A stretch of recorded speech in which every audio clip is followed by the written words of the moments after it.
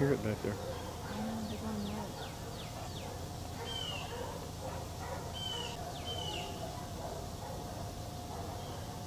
Is that her mother, you think?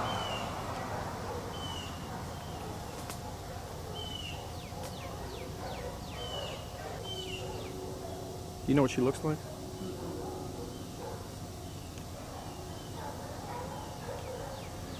Mm-mm. This is our Mississippi. Did you just call?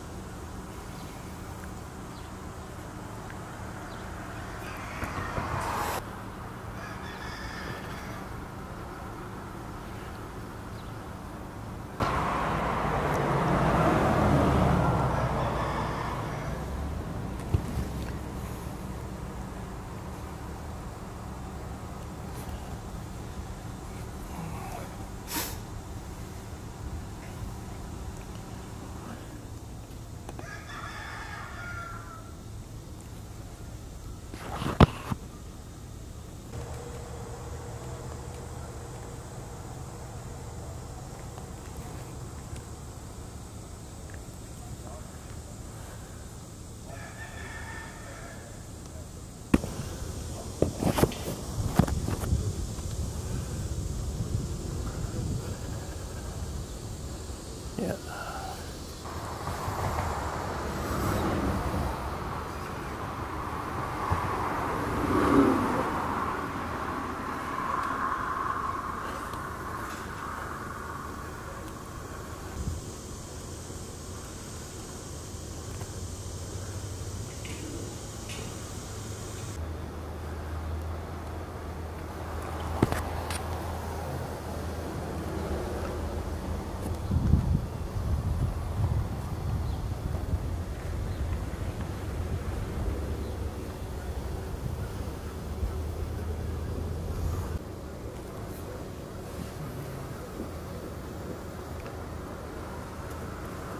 It's on the ground. That didn't fall. On the rock.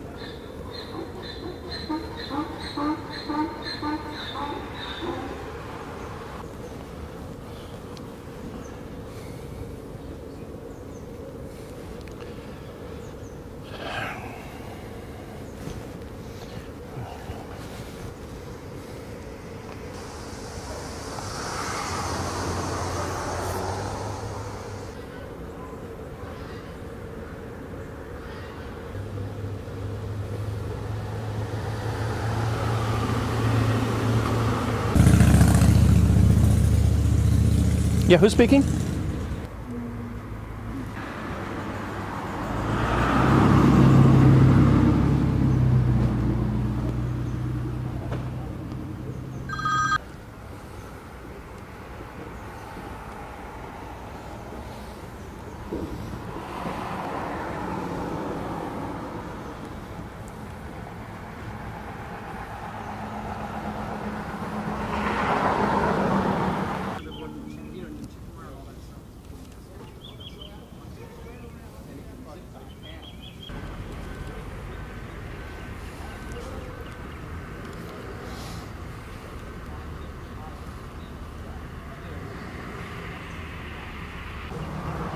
Yeah, that's what I thought it was. Yeah, it is.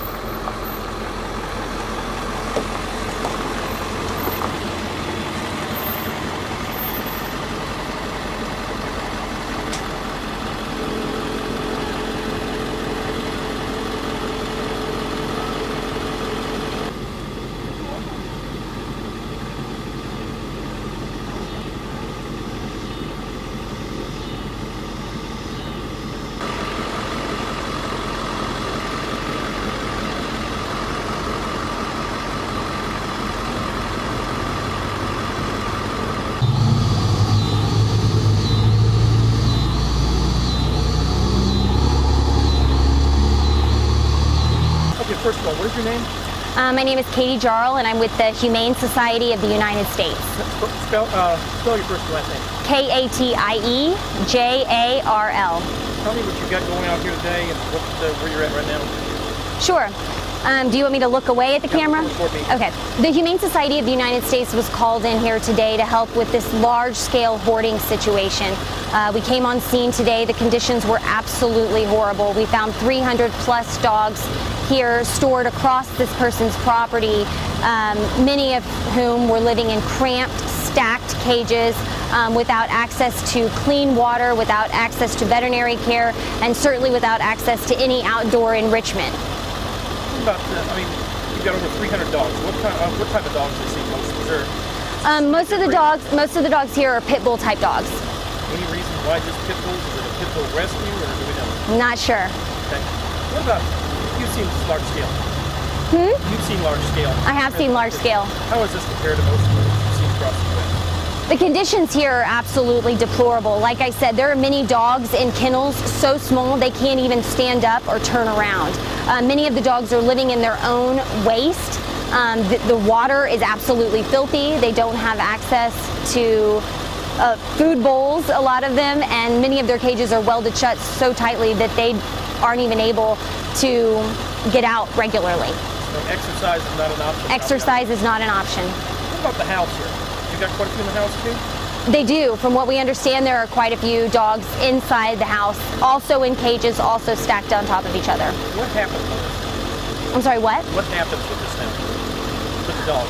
The dogs are now going to be transported to a temporary location, a temporary shelter at an undisclosed location. And what will happen there? What will The Humane Society of the United States will evaluate these dogs for behavior. They'll get lots of love, lots of enrichment. They're going to sleep in a wonderful air-conditioned area tonight for the first time in a long time, and they will be assessed for their behavior and eventually adopted out. Who was involved in this operation out here today? The Humane Society of the United States was called in by Montgomery County Constable Tim Holyfield. He's been leading the investigation here. We're so grateful to him and all of the wonderful people here in Montgomery County for putting so many resources into helping these animals here today. But of course, the Houston Humane Society also sent out a veterinarian, and we're very grateful to them for their help. We're very grateful that they are able to come out and provide the extra support that we need. Tell me a little bit about the Humane Society in the United States. The Humane Society of the United States has an animal rescue team with extensive skill and background in these large-scale animal rescue operations. That's why we were called in to help today. Where are most of y'all located? The Humane Society of the United States is based in Washington, D.C. I am the Texas State Director, and I'm based here in Texas. Okay, most of your people today out of Texas or various places? We have people all over the country, but we are based in Washington, D.C. How long do you figure this operation is going to take today? I mean, we look at 300 dogs. It's going to take a while. It's going to take a while. Hours, or what do you figure on this thing? Hours, yeah. I would definitely say many, many hours. All right. Yeah. Thanks.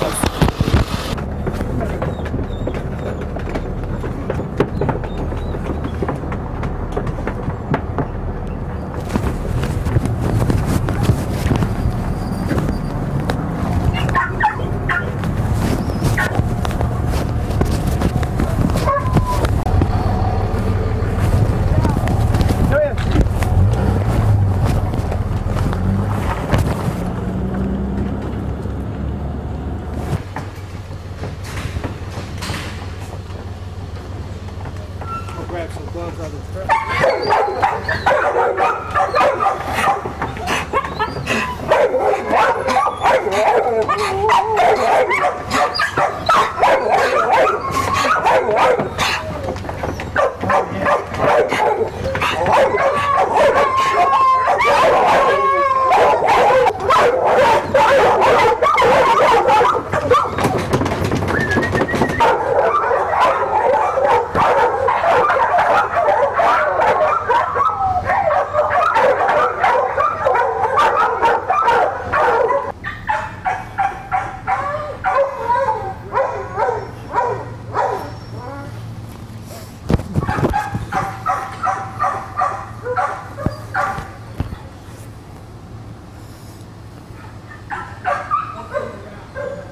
Okay, Constable. First of all, your name? Tim Holyfield. Spell your last name. Holifield. Tell me a little bit about what brought you onto this place and kind of give me a history on this whole thing. Certainly. Montgomery County has been the recipient of a number of complaints, and a lot of times the complaints on rescue organizations, or in particular this shelter, are coming from former volunteers or former workers. The issues of neglect or abuse come from there. The most recent one comes indicating that there was a number of animals that were died as a result of a heat stroke and were buried in a mass grave on property. You couple that with other reports from rescue groups as to the conditions of the surroundings, and then a request and support from the Humane Society of the United States and other organizations to come in and do an inspection. We facilitated an inspection by way of a search warrant. Upon the inspection, the veterinarians inspecting the facilities found a number of animals that were malnourished, that were emaciated, and 6 that were in immediate need of emergency care.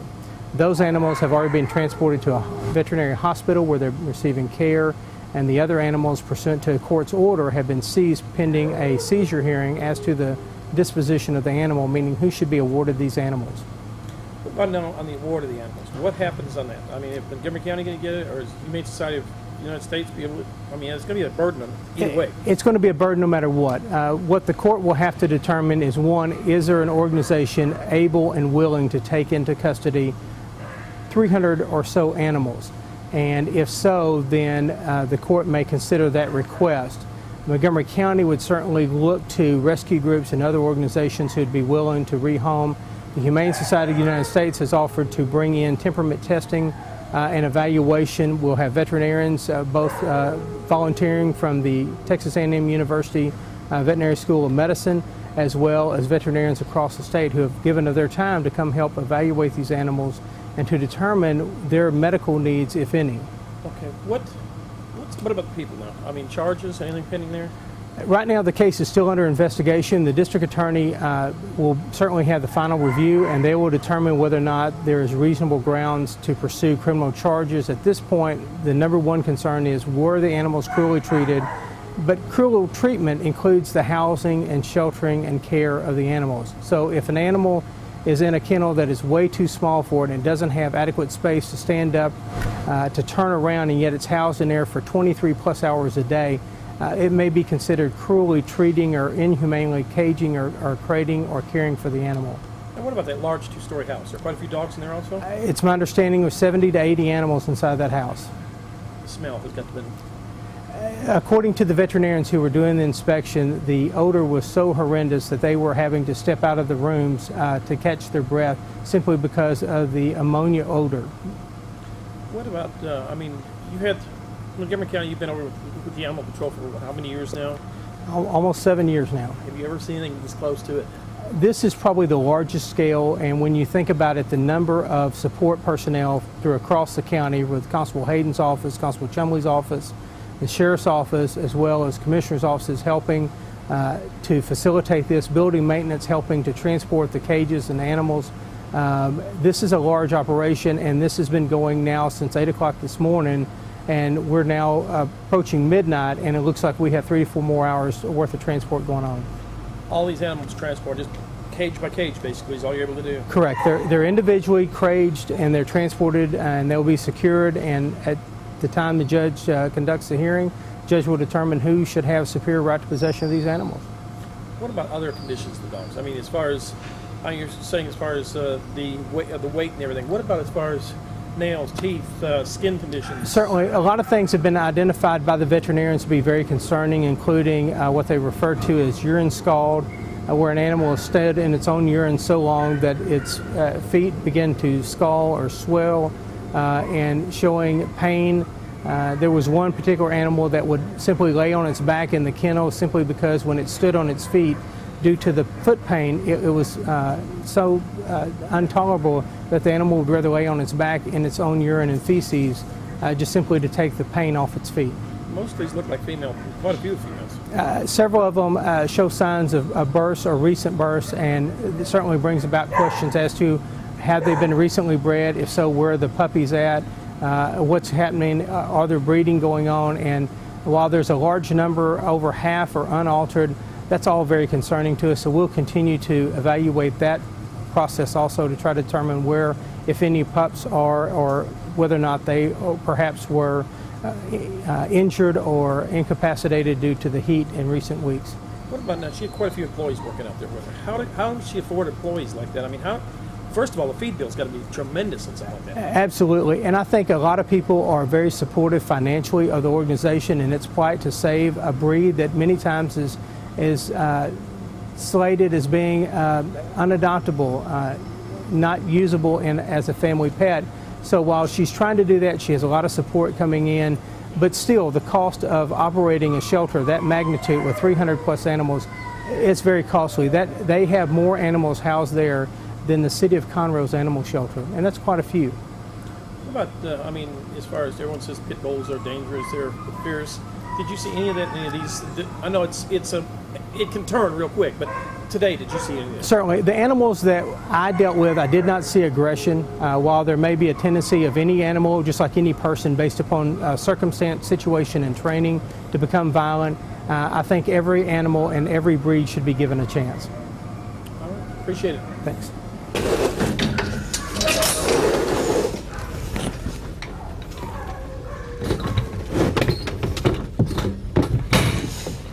Go, doggy.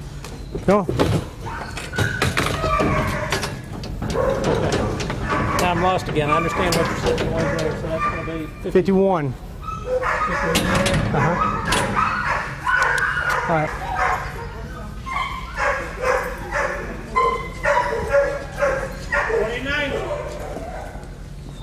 Yeah, good job.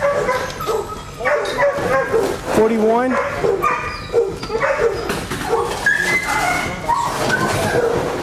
Of course, it'd be the long. Pull up to this thing. Yeah, maybe we ought to get him put on down. What's the number on that one? Going on down that way? Yes, sir. 42. 42. Yeah.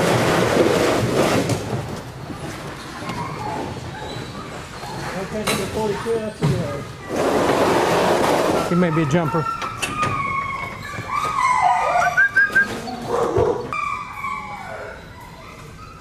What you?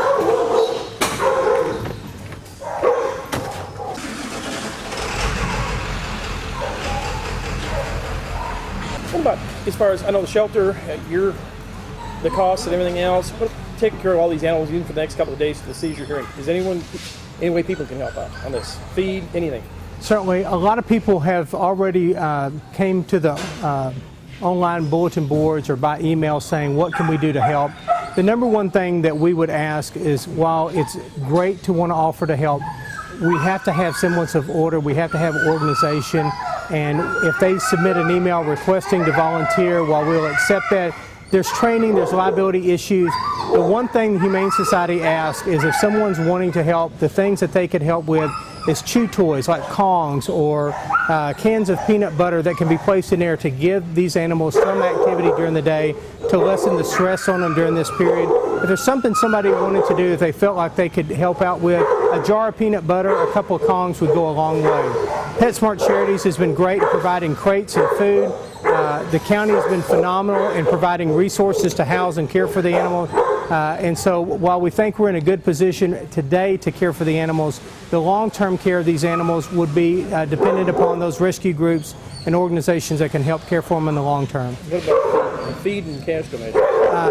While the county won't accept cash donations, the Humane Society has expended tremendous resources in securing and caring for these animals, and any donation that someone would want to make to the Humane Society of the United States would certainly be appreciated, I'm sure, by them.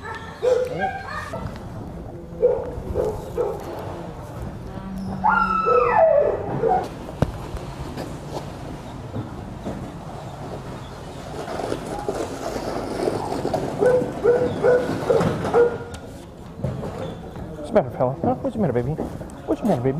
It's okay. You're okay, baby.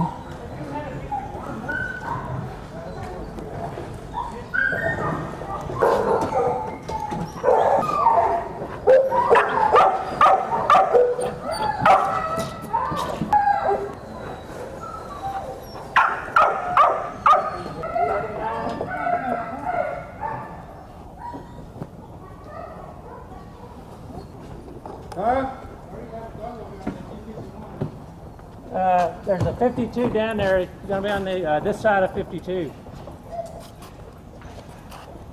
Tim, and 51 is on this side of 52? Far in. Last